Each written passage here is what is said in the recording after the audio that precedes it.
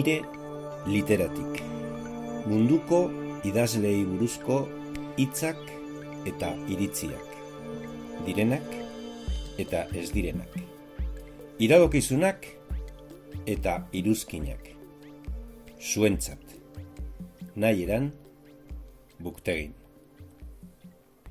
John Maxwell Coetzee, Hegoafrikarra dugu, literatura ieskorraren maisua.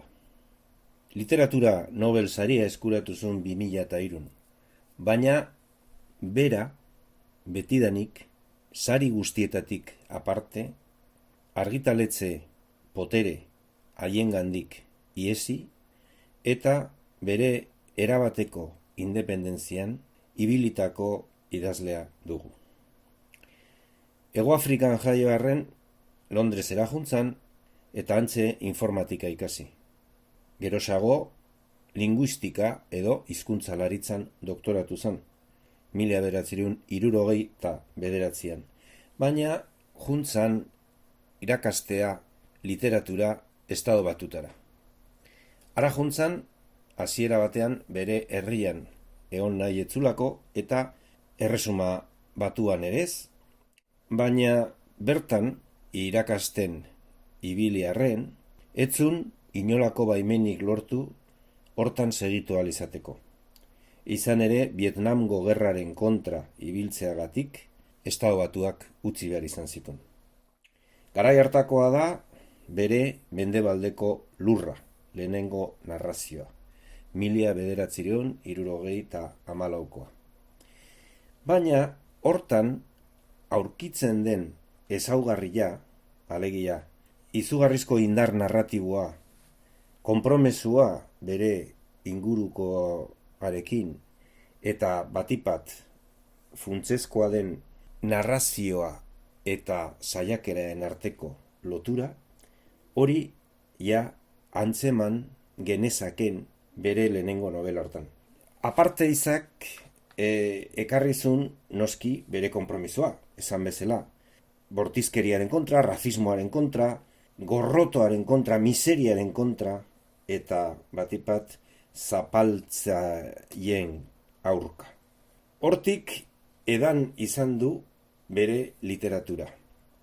Eta hortze daukagu funtzean bere novela nagusienetako bat.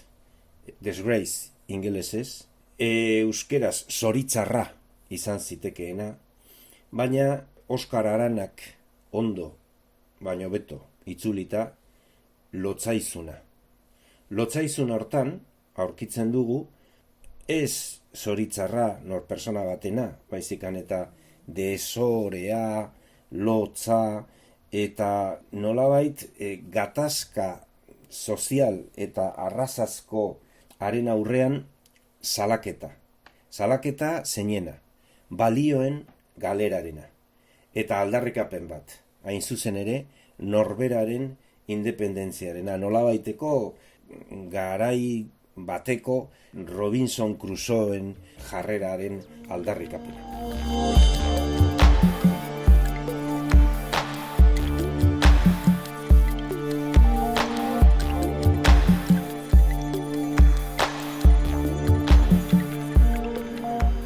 John Maxwell Coetzee badaukagu euskeraz irakurtzerik Oskar Aranak egindako itzulpenei esker. Lotzaizuna izenburua daraman horretan, euskeraz mintzatzen da, eta onala dio. Ez naiz komunitatearen aintzindari ez da antzekorik ere. Askatasuna izan daitekenaren zantzuak dituen norbait naiz. Katez lotuta dagoen edozein katibuk bezala. Eta irudikapenak eraikitzen ditut. Eta irudikapen hoietan, pertsonek kateak askatzen dituzte. Eta aurpegiak argitarantz bihurtzen. Horrela mintzatu zan Coetzee bere lotzaizunean. Baina euskeraz ere Oskar Aranak itzulita badaukagu Jesusen haurtzaroa deitutakoa, 2003 argitaratuta. Hor trilogia baten hasiera daukagu. Funtzean, aita santuari erantzuna eman nahian. Eta beste bersio bat eman nahian. Bersioa Jesusi buruz, erlijioari buruz, eta salaketa sozialari buruz. 2013an argitaratuta ingelesez Jesusen haurtzaroa, harrek segida izan zuen 2016an eta 2019an. Bigarrenean dauzkagu Jesus eskolan eta hirugarrenean berriz Jesusaren heriotza. Azken bi haiek, oraindik ere euskerara ekarri gabe. Baina, esan bezala, haurtzaroa behintzat irakurtzerik badugu gurean.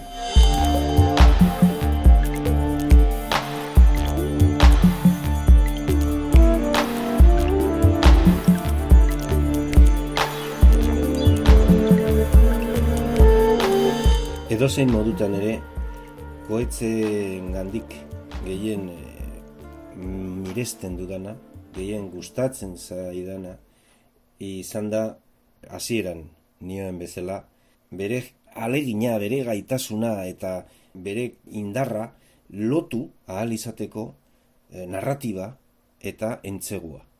Uztartu editu saiakera eta kontakizuna. Eta erreferentzia nagusia horretan da Maizuen eskuak deitutako lana 2016an argitaratuta. Nun aurkitzen ditugun hark zenolako ikuspegiak eta zenolako balorazioak egiten ditun funtsezkoak izaten diren beste idazlei buruz. Adibidez, zer dion Walt Whitmani buruz, edo Arthur Miller, edo Sandor Marai, edo Gabriel García Márquez, Joseph Roth, William Faulkner, Samuel Beckett, eta abar luze bat. Interesgarria da oso, izan ere, bere hurbilketa ez baita batere akademikoa, alderantziz baizik.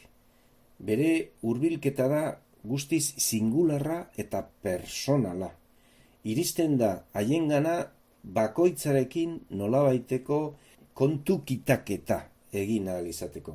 Eta gaina beti humorez. Bakoitzari kritika egiten dio bere ikuspegitik, bere independentzia hortatik.